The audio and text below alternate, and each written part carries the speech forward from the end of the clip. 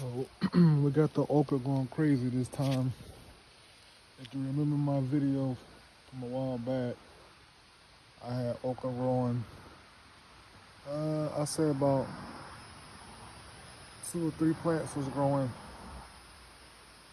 and my goats got a hold of it.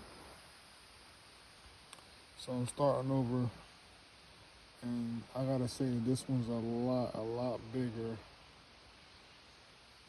than the 2, 3 I had originally. So I can see a lot of okras coming in on this one. This one has the potential to have a really nice yield and bring me some good size okras. So this bin here will probably just be specifically for okra. So I'm excited, man. Okra is really good for you. So I'm excited to see how tall and how strong this thing can get. I haven't really been out in the garden as much as I used to.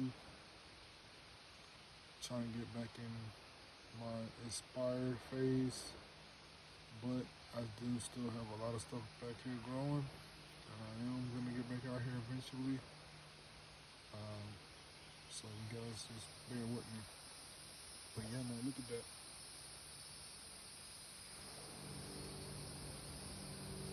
One, two, 3 pieces of okra right there.